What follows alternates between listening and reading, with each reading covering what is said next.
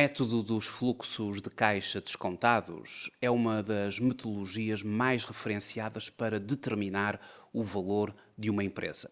Quando estamos a determinar o valor de uma empresa, podemos utilizar efetivamente esta técnica, a qual eu vou exemplificar neste vídeo. Vamos em particular falar sobre o Free Cash Flow to the Firm, os fluxos de caixa livres na ótica da empresa para avaliação de empresas. Quero começar por lhe agradecer o facto de estar a visualizar este vídeo.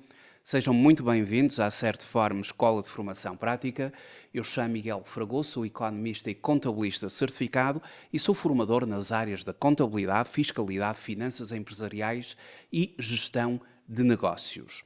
Neste vídeo vou abordar um dos métodos que utilizo nos cursos que ministro na Certiform, onde a matéria de valuation, avaliação de empresas, é tratada. Muito em concreto, o curso de formação executiva em gestão financeira e contabilidade empresarial. Vamos então fazer uma abordagem sobre esta metodologia. Para tal, eu vou usar uma folha de cálculo que concebi para os meus formandos do curso de formação executiva em gestão financeira e contabilidade empresarial, onde a partir de um ano base, e vamos aqui considerar o ano de 2024 como ano base, vamos fazer um conjunto de projeções. O período explícito das projeções irá de 2025 até 2029 e vamos fazer projeções relativas a um conjunto de componentes que nos vão permitir determinar o Free Cash Flow to the Firm. É que este é um dos métodos mais utilizados para determinar o valor intrínseco de uma organização. Efetivamente é o Free Cash Flow to the Firm, que se foca no fluxo de caixa disponível para todos os fornecedores de capital, tanto sejam eles acionistas ou sócios, como os credores. E o Free Cash Flow to the Firm representa o fluxo de caixa livre disponível para a empresa após deduzir as despesas operacionais, o imposto sobre o lucro e os investimentos para a manutenção de ativos. A fórmula para o Free Cash Flow to the Firm é a seguinte: o Free Cash Flow to the Firm é igual ao EBIT da empresa, o qual vai ser impactado pelo efeito fiscal e teremos assim um resultado operacional líquido de impostos, considerando assim a alíquota tributária, teremos um resultado operacional que é aquele que fica disponível para a empresa, considerando que uma parcela de imposto terá efetivamente de ser paga às finanças, mas vamos fazer um conjunto de ajustamentos, de correções, de ajustamentos a este resultado operacional líquido de imposto, nomeadamente as depreciações, que são um gasto não desembolsável, ou seja, um gasto que não se traduz em saída de caixa, e como na formação do resultado contabilístico EBIT foi já deduzidas as depreciações e amortizações, na passagem do EBITDA para o EBIT. Ora, agora, como queremos fazer uma aproximação do fluxo de caixa na ótica da empresa, todos esses gastos não desembolsáveis, que não se traduziram em saída de caixa, vão agora ser ajustados numa correção, num ajustamento a somar ao EBIT líquido de imposto. Teremos também de considerar que a empresa, para manter os seus ativos, vai ter que fazer despesas de capital fixo, CAPEX, e ainda as chamadas variações em necessidades de fundo de maneio para manter a sua atividade operacional ou de exploração. Esta é a fórmula que nos vai permitir chegar ao Free Cash Flow to the Firm. Mas vamos ter de o projetar ao longo de 5 anos, porque esse é o nosso objetivo, é fazer a projeção deste Free Cash Flow to the Firm de 2025 até 2029. E como a empresa em causa ela pretende-se que dê continuidade às suas atividades após 2029, mas como nós não podemos fazer projeções eternas, vamos ter a partir dessa altura de determinar uma perpetuidade, considerando uma determinada taxa de crescimento que já vamos abordá-la. Bom, a verdade é que é preciso fazer uma série de projeções. E este estudo, que culmina neste mapa, ou seja, neste mapa ou nesta fórmula final para calcular o valor da empresa, a verdade é que para chegarmos aqui houve um trabalho muito detalhado. Tudo começou nas projeções das vendas. Depois, com base nas projeções das vendas de 2025 até 2029, fizemos as projeções do custo das mercadorias vendidas, as projeções dos fornecimentos e serviços externos, dos gastos com pessoal, e tudo isto tem uma ordem, ou seja, não fazemos isto de forma aleatória. Esta folha de cálculo está elaborada com uma ordem, onde sempre que avançamos para uma projeção necessitamos de dados que já foram anteriormente projetados.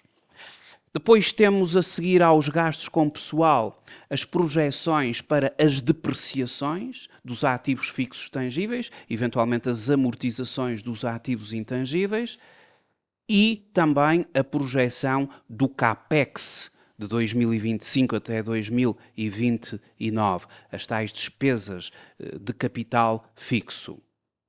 As projeções dos clientes, dependendo, obviamente, da questão das vendas e dos prazos médios de recebimento, fizemos as projeções dos clientes, as projeções dos fornecedores, quer seja de mercadoria, quer seja dos fornecedores de serviços externos, projeções em termos do Estado, impostos, Estado numa vertente ativo, eventualmente com reembolso, Estado numa vertente passivo, pagamentos de impostos.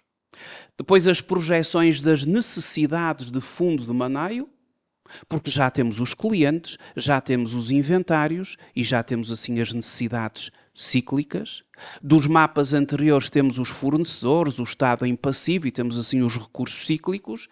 E as necessidades de fundo de maneio são a diferença entre as necessidades cíclicas e os recursos cíclicos. Esta empresa tem necessidades de fundo de maneio. E a diferença, a variação de necessidades de fundo de maneio é aquela variação de working capital que nós temos que injetar para que as operações continuem de 2025 a 2029 e estão assim já aqui previstas.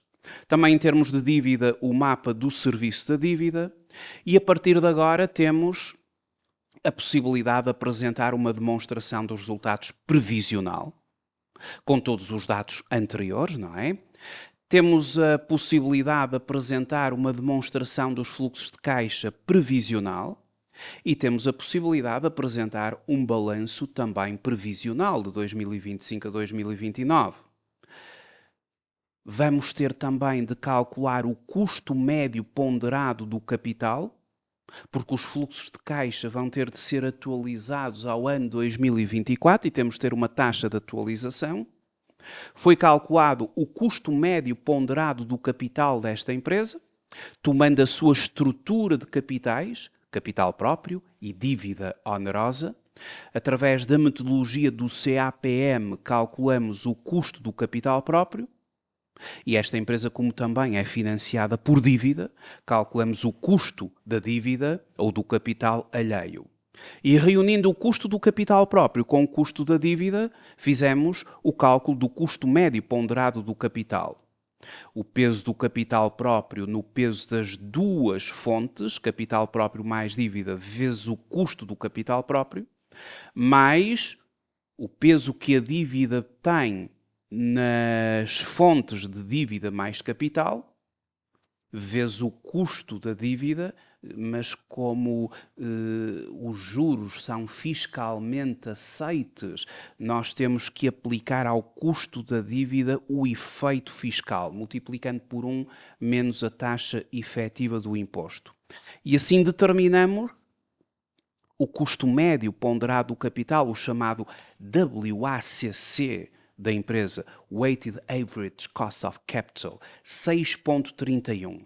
Vai ser essa a nossa taxa de atualização.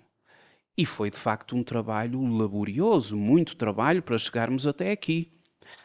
E tudo se vai reunir aqui nesta folhinha para agora determinarmos o valor da empresa. Agora é só copiar para aqui os dados. As projeções das vendas. Bom, demonstração dos resultados por naturezas. Começando com as vendas projetadas para 2025, estendendo-as até 2029. Depois, a projeção do custo da mercadoria vendida. Uma vez mais, considerando a demonstração dos resultados por naturezas, custo das mercadorias para 2025, projetadas até 2029. Os fornecimentos e serviços externos, demonstração dos resultados por naturezas. O valor de 353.612 é projeção para 2025 e depois as projeções são até 2029 no período explícito de projeções. Os gastos com o pessoal, na nossa demonstração dos resultados por naturezas, gastos com pessoal, projetados para 2025 até ao ano de 2029. E agora podemos calcular o EBITDA da empresa. As vendas, menos o custo das mercadorias, menos os fornecimentos e serviços, menos os gastos com pessoal, temos o EBITDA desta empresa e o mesmo até 2029. De 2025 até 2029, o período explícito das projeções, ou seja, 5 anos. Entretanto, as depreciações vão ser novamente apontadas logo a seguir ao EBITDA, para passarmos do EBITDA para o EBIT, não é? As depreciações nós também as temos na demonstração dos resultados previsional, veio daquele mapa do CAPEX, onde eu estive a fazer projeções de depreciações e de CAPEX para os próximos 5 anos, e temos então as depreciações, ora, já determinadas e projetadas até 2029. E podemos desta forma calcular o EBIT da empresa. Nada mais é do que o EBITDA menos as respectivas depreciações para ativos fixos tangíveis, amortizações para ativos intangíveis. Esta empresa apenas tem ativos fixos tangíveis, portanto está aqui calculado o EBIT até ao ano de 2029. Seguidamente, nós temos de considerar, para efeitos aqui desta avaliação financeira, não propriamente o EBIT da empresa, mas aquele resultado operacional já líquido do imposto. Ou seja, o resultado operacional que efetivamente fica para a empresa e, portanto, considerando que esta empresa apresenta uma taxa efetiva de imposto de 22,5%, se calcularmos o EBIT vezes esta taxa efetiva de imposto, temos a parcela do imposto que sobre o EBIT é considerado. E assim, se ao EBIT subtrairmos a respectiva parcela de imposto que sobre ele incide, temos o chamado EBIT líquido do imposto ou o resultado operacional líquido de imposto. Poderíamos fazer simplesmente multiplicando o EBIT por 1 menos a taxa efetiva do imposto. Esta alíquota tributária aplicada ao EBIT permite determinar assim um resultado operacional líquido de imposto, ou seja, com o chamado efeito fiscal.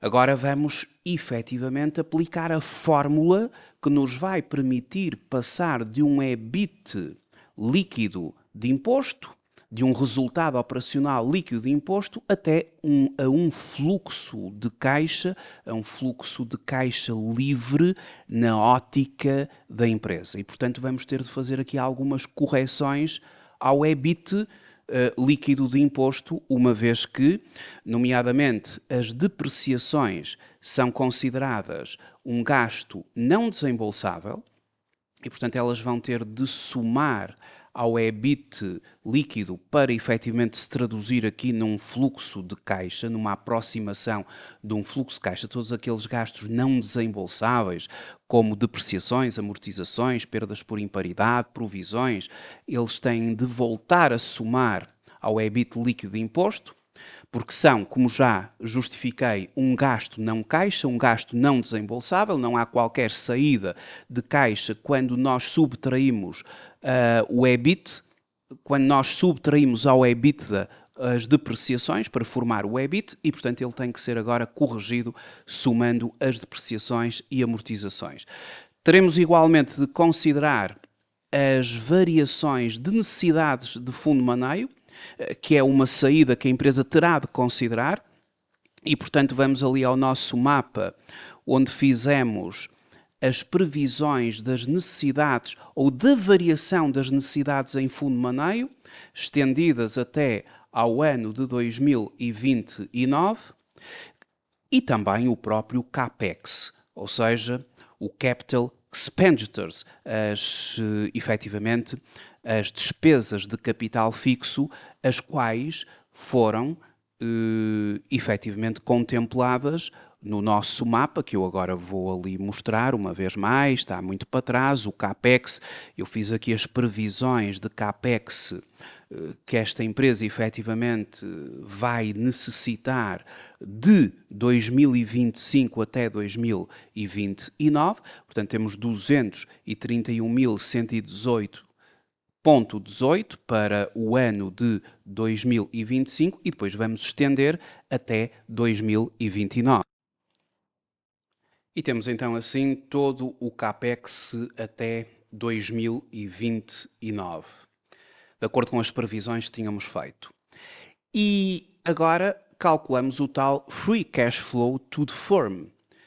Trata-se do EBIT com o respectivo efeito fiscal, ou seja, o resultado operacional líquido do imposto, ao qual vamos agregar, ajustar positivamente as depreciações porque são um gasto não desembolsável, vamos subtrair as variações em necessidades em fundo de maneio, ou seja, a variação do working capital que a empresa necessita, e vamos também considerar uma dedução relativa ao CAPEX, ao Capital Expenditures, àqueles investimentos em capital fixo que a empresa vai necessitar. Temos assim o Free Cash Flow to the Firm para 2025, estendido agora até ao ano de 2029.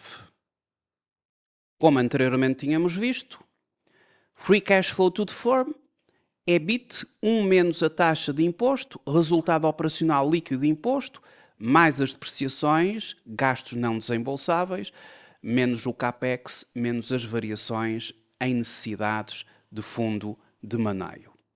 Bom, mas agora temos mais um desafio, que é o seguinte. Temos o período explícito das projeções já concluído, mas é necessário agora determinar uma perpetuidade, porque esta empresa ela vai dar continuidade, é uma empresa em continuidade, não vamos marcar aqui um términos e, portanto, como não podemos fazer projeções eternamente, não é? Temos de fazer aqui um ponto final e vamos fazê-lo através de uma perpetuidade. Na perpetuidade vamos considerar uma taxa de crescimento sustentável e aqui eu vou considerar 1,2%. O porquê desta taxa? Bom, isto é uma avaliação feita para Portugal, ou seja, para uma empresa que está em Portugal. E É muito importante que estas taxas de crescimento elas sejam consideradas abaixo do produto interno bruto do país onde nós estamos. A escolha de uma taxa de crescimento na perpetuidade que seja inferior ao PIB do país é, assim, uma abordagem prudente e sustentável. Este princípio ele é defendido pelo Damodaran, que enfatiza que as taxas de crescimento devem ser realistas e alicerçadas nas condições do mercado em que a empresa opera. Um amplo conjunto de autores na área financeira se junta ao Damodaran para esta defesa e que se assume que o crescimento sustentado de uma empresa a longo prazo não pode superar a taxa de crescimento da economia em que ela está inserida, obviamente sobre pena de ser considerado irrealista, não é? Porque se nós consideramos que a empresa vai crescer mais do que o próprio país, bom, estaríamos perante uma empresa que, num futuro, seria maior do que o próprio país, o que é perfeitamente irrealista. E ao considerar uma taxa de crescimento que não ultrapasse o PIB, isto vai nos ajudar a fazer avaliações e vamos evitar inflacioná-las e ajustar as expectativas dos próprios investidores. Logo, tomando como referência aquilo que nós temos como perspectiva da Comissão Europeia, do próprio Banco de Portugal, da própria OCDE, do FMI, eu considerei aqui uma taxa de crescimento abaixo daquilo que está projetado para o crescimento do produto interno bruto do nosso país. E, portanto, vou considerar que todas estas variáveis, elas vão ter um crescimento que se baseia em multiplicar cada uma das variáveis por um mais aquilo que está projetado para o PIB, que será 1,2%. Isso significa que todas as restantes projeções serão alinhadas neste pressuposto. Então temos aqui todas as projeções para uma perpetuidade, culminando no último fluxo de caixa livre para a empresa, já considerando um crescimento de 1,2% relativamente ao período anterior. E desta forma calculamos agora a perpetuidade. Como é que se calcula a perpetuidade de uma empresa? Bom, perpetuidade ela vai ser calculada da seguinte maneira. A perpetuidade, nós vamos utilizar aqui uma fórmula da nossa matemática financeira, em que uma perpetuidade ela é calculada na base do último fluxo de caixa que agora foi produzido, considerando o fluxo de caixa de 2029 vezes a tal taxa de crescimento de 1,02 e vamos dividir este último fluxo de caixa pela diferença entre o WACC, que é 6,31, portanto, o custo médio ponderado do capital, a diferença entre esse valor e a tal taxa de crescimento sustentável, aqui de 1,02. Portanto, temos aqui a fórmula de uma perpetuidade. O fluxo de caixa livre para a empresa, já contemplando o incremento de G, ou seja, da taxa de crescimento, vezes 1,02, vezes 1,2%, que no fundo são os 181.323,95, a dividir pelo WACC menos a taxa de crescimento, e temos assim a perpetuidade de 3.550.241,17. Calculamos os 5 fluxos de caixa do período explícito, na ótica da empresa, Free Cash Flow to the Firm, de 2025 a 2029, e culminamos agora com a perpetuidade, 3.550.241,17. Todos estes valores estão projetados. E, portanto, nós agora vamos ter de calcular o valor presente destes fluxos de caixa, porque a nossa avaliação é agora, não é? E, consequentemente, em matemática financeira, nós temos a chamada equivalência de capitais, só podemos fazer, efetivamente, comparações quando todos os capitais estão, efetivamente, atualizados ao momento presente da avaliação. E é isso que nós vamos fazer. Vamos atualizar estes fluxos de caixa ao momento presente. E para fazermos essa atualização, a nossa taxa de desconto é o WACC. Por isso é que se calculou o WACC desta empresa. E para fazermos estes cálculos, eu já calculei aqui o chamado fator de atualização. Um fator de atualização é calculado considerando 1 mais o WACC elevado à potência negativa. O primeiro ano menos 1, menos 2 o segundo, menos 3 o terceiro, menos 4 o quarto e menos 5, que será 2029, o quinto ano das projeções. Então, temos o fator de atualização, 1 mais o WACC elevado a menos 1, elevado a menos 2, elevado a menos 3, a menos 4 e a menos 5. E está aqui calculado o fator de atualização.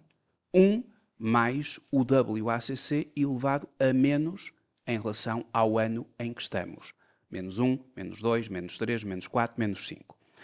E para calcular o valor presente dos fluxos de caixa, o valor presente dos fluxos de caixa projetados, vamos assim determinar, multiplicando o Free Cash Flow to the Firm, por exemplo, em 2025, vezes 1 mais o WACC elevado a menos 1, ou seja, o fator de atualização. E os 151.638,98 projetados para 2025, ao valor presente em 2024, correspondem a 142.638,49. Fazemos tudo isto relativamente aos próximos anos, ou seja, de 2026, 2027, 2028 e 2029, e temos aqui os fluxos de caixa devidamente atualizados ao momento presente. Fazemos agora aqui o somatório destes fluxos de caixa agora devidamente atualizados, e como eles estão atualizados, podemos somá-los, e cifram-se em 686.810,27, o somatório dos Free Cash Flow to the Firm a valor presente, e vamos também fazer a atualização da perpetuidade, porque ela foi calculada 3.550.241,17, e ela agora tem de ser atualizada com base no fator de atualização do quinto ano, ou seja, 2.614.491,69. Qual é o valor da empresa? Qual é o Enterprise Value? Já temos o cálculo praticamente feito. Porque o Enterprise Value de uma empresa, o valor total da empresa, é o valor presente dos fluxos de caixa durante o período explícito, mais o valor presente do fluxo de caixa após o período explícito. Ora, somando o Free Cash Flow to the Firm acumulado à perpetuidade já a valor presente, temos o valor da empresa, ou chamado Enterprise Value, de 3.301.301,96. Considerando agora que a dívida financeira líquida desta empresa é de 350 mil euros, portanto, esta empresa tem uma dívida onerosa de 350 mil euros, e aqui chama-se dívida financeira líquida porque subtraímos à dívida financeira bruta o caixa e depósitos que a empresa tinha disponível naquele momento para liquidar a dívida, e ficamos assim com uma dívida líquida de 350 mil euros. Se nós subtrairmos ao valor da empresa, ao Enterprise Value, a tal dívida financeira, vamos ter o valor do capital ou o valor da empresa na perspectiva do acionista. Pensemos, por exemplo, no valor da empresa, isto só para dar uma analogia. Pensemos no valor da empresa como um ativo, o ativo, e nós sabemos que se ao ativo subtrairmos a dívida, o que é que nós temos? Temos o capital próprio. E, portanto, por essa analogia, podemos dizer que o valor da empresa como um todo, se lhe subtrairmos a dívida financeira, temos logicamente o valor do capital, a situação líquida, o equity value, o valor da empresa na perspectiva do sócio, se for uma sociedade por cotas, na perspectiva do acionista, se for uma sociedade anónima. Então temos assim calculado aquilo que nós queremos, o valor da empresa, 3.301.301.96, e depois o valor dessa empresa, mas na perspectiva do acionista, 2.951.301.96. E está assim feito o nosso estudo de cálculo do valor da empresa na perspectiva dos fluxos de caixa descontados e aqui o free cash flow to the firm, ou seja, o fluxo de caixa livre para a empresa na ótica da empresa. Muito obrigado por ter visualizado este vídeo. Até uma próxima oportunidade. Até breve.